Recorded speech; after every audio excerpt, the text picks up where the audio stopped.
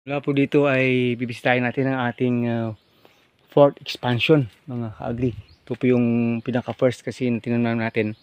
Diyan yung pinaka second, dun yung pinaka third. So ito na po yung pinaka fourth expansion natin. Currently ay papasok na po ito talaga ng 5 months old, pero ganito pa lang sila kataas, mga ka-agri. At saka pipilitin natin ito makakapagbunga ngayong taon talaga. Hindi po siya masyadong matangkad. Ito lang shadow siguro pinakamatangkad niya. Yan ay mga 10 feet lang yung ano niyan, yung top niyan. Pero yung karamihan dito medyo maliit pa, mababa pa, at saka may mga replant pa tayo dito. Kaya po dito natinamaan ng banchi top. Nag-replant tayo ng dalawa sa gitna niyan, kasi diyan sa gitna talaga itinanim yan, mga ka-agri. Hindi naman masama yung itsura. Kung titingnan natin itong ating ika-fourth expansion, libot ko lang kayo dito. At saka may maganda at masama na rin ang mga nangyayari dito. Yung dito na area, maganda yung pagtubo niya. Kahit na prepare lang naman ang paglagay natin ng mga organic at inorganic na fertilizer, pero ganito lang talaga yung kaya nilang pagtubo. Pero sa tingin ko naman ay hindi na po dihado. Kasi nga, pag may 2 buwan pa mula ngayon ay bigla na rin itong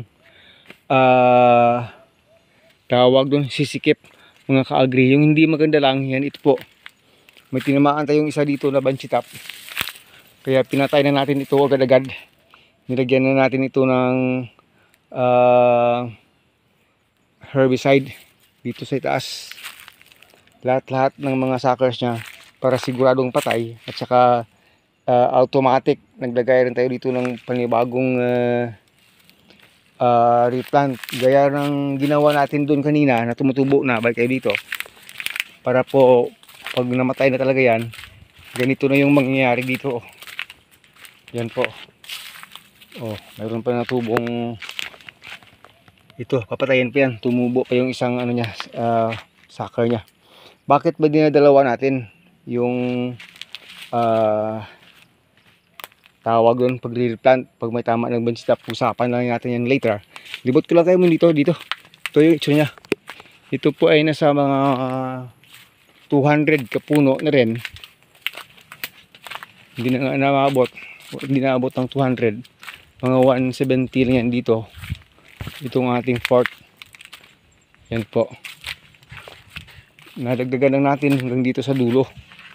Ganyan na po yan dito kasi tatsulok kasi ito dito sa dulo. At saka itong area sa dulo ay huli na natin itinanim. Ito ay papasok pa lang ng 4 na buwan. Ito po, wala pa nga 4 na buwan ito. Ganyan na yung itsura. So 3 months and a half. Pero delayed rin sila kasi sa paligid niya kahoy matataas, dito sa kabila matataas. So ganyan itsura. Hindi na tayo nag-i-expect na talagang gaganda yung dito kasi bihira yung tama ng sikat ng araw sa kanila. Maliban na lang dito sa open area. Pag open area po, ganyan na po kaganda talaga yung ating saging dito pag nasa open area. May mga part tayo ditong nahuling itinanim, siyempre maliliit din kasi mga huli silang tinanim. Pero pag maganda yung tubo at saka sabay silang tubo, sabay din silang halos lumalaki, mga ka-agri. Yan po, kaya pati yung tubo nito pahalang ipapunta dito. Kasi puro mga kahoy dyan sa gilid. So masyado ng tawag doon, yung shade niya nakakapagbigay na ng hindi magandang ano dito. Kwento dito. So ito yung mahirap yung parang luya-luya. Yung tawag sa amin dito ay lampuyang. Hindi po ito luya.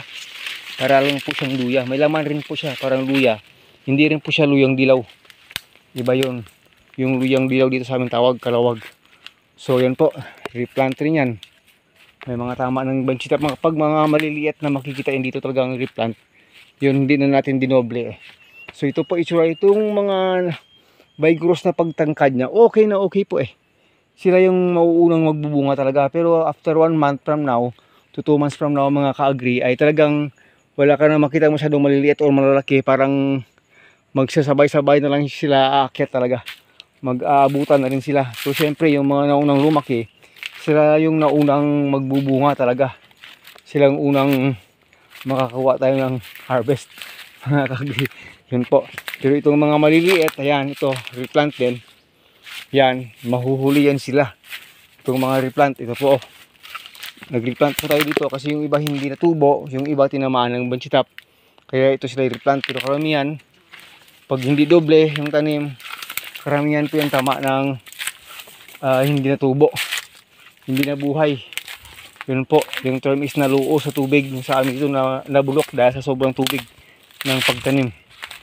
Oh, pati dito sa Pilapil area niya, maliliit compare po dito. Pero sabay lang silang itinanim.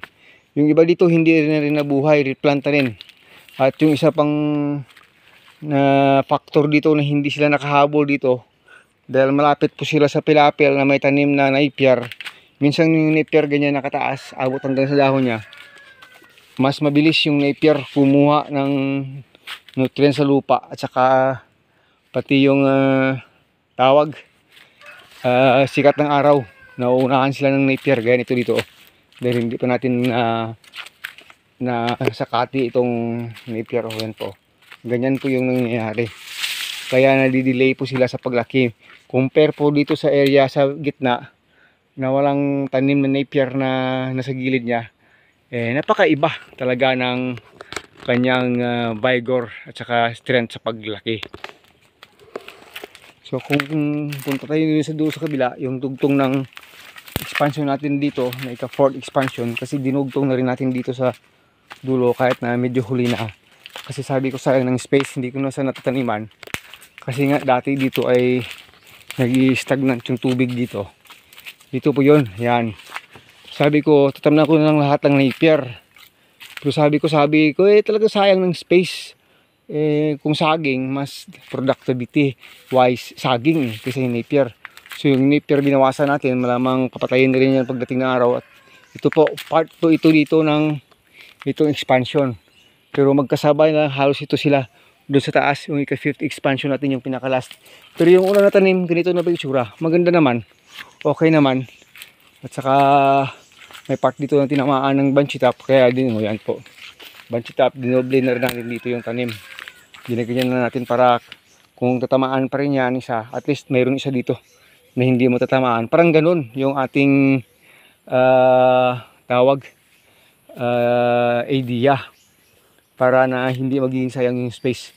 Pero kahit mahuli siya, kahit mahuli po sila sa paglaki ay okay na rin. Makakahabol na rin eh. So yun po, ito yung dinugtong natin dito hanggang dito. Na maliit na area. Dito yung palaging may tubig na naka stagnant lang. So yung ginawa natin, gumawa talaga tayo ng drainage canal dito. Diyan, na makakalabas diyan. Yan po. Yung tubig muli diyan na stagnant makakalabas dapat papunta doon. So, ibig sabihin, free na sila. Wala na silang magiging problema sa pag-stagnant ng tubig dito kasi basakan ito dati. Dito talaga yung area ng tubig. Sabi ko dito sa nagagawa ng fish pond dyan noon. Pero sabi ko, hindi, drainage lang yan. Magawa na ng drainage, makalabas yung tubig. Ano na rin yan eh, gaganda na rin yung area eh. Pero dati dito, pati yung papaya at unang tinanim dati dito nung 2011 yata, 2010. Yung saging dito hindi rin lumaki kasi nga hindi nabutasan doon. Doon papunta yung butas pero napakababaw. So dapat cutting talaga dito. Kasi mas mababa dito yung area. So ito po itsura, gumanda yung saging. Yun lang, drainage lang talaga sagot sa problema na yun. Oh, kita nyo, ganda na ng tubo nyo. Humahabol po siya. Pero halos isang buwan yung agwat ng tanim nito doon. Iyon ay papasok ng 5 months. Ito po ay 3 months pa lang po ito. Yata 3 months. Yun po, 3 months to 4 months. Hindi pa abot. Yun po, yung mga ito. Kasi nahuli lang itong itinanim mga ka-agri. Pero yung unang-una, yan, 5 months na siya. Magpa 5 months na talaga siya. Yan ay itsura dito ng ating fourth expansion. So, yun. Nag-update lang tayo sa inyo ng ating fourth expansion area dito na kung titingnan natin ay parang hahabol na rin doon sa ating third expansion. Ayun nga sabi ko sa inyo palagi na pag nagbunga itong first, yung second, yung third, yung fourth, halos mag-rotate na lang, sunod-sunod na lang silang magbubunga. hanggang sa ika-fifth doon sa taas. Eh syempre parang whole year round na yun na continuous na lang yung ating harvest dito. Hindi lang ganun kadami. Hindi lang po ganun kadami. Kasi nga dati isang taniman lang natin mga apat ganito kalapad lahat na ito. Apat ka ganito kalapad, isang taniman lang. Pero ito ay apat na 5 beses ng taniman ito. Kasi ito ay hindi natin basta-basta taniman ng ganun kabilis. Kasi puro kakahuyan po dati yan dito. Tumubo yung mga lalaking puno ng aratilis dito. Pati mahogany, pati puno ng gimelina, lahat-lahat ng mga malalaking puno. Eh, katibayan po niyan, hindi po ito nararo. Mayroon ang itong tawag. Nakaganito na siya, nakaplat na siya dati. Papakita ko sa inyo. Ito po. Aratilis, ito po. Yung mga pinutol dati oh. Yan po, marami yan doon hanggang sa dulo. At yung iba din, yung magkasing laki na ng baywang ko. Aratilis po. Yan po. At iba't ibang kasing puno ng kahoy.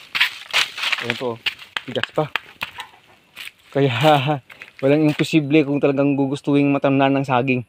Maraming mga term sa amin dito, tuod. Puno ng mga kahoy na ito pa. Na pinuto lang natin. Pati katibayan po yan. Kahit ganyan din dati dito, forested, pwedeng matanim na ng saging. Ganito na itsura. Yan po, malalaking puno yan dati. Yan. Marami yan dito. Halos 4 na buwan akong nagputol ng kahoy dito para lang pwedeng matamnan ulit ng saging. So yun, maraming salamat po. This is once again your friend Agritechnics TV po. Nag-update lang po tayo dito. Ganito na itsura ng ating fourth expansion. Hanggang sa muli. Paalam na.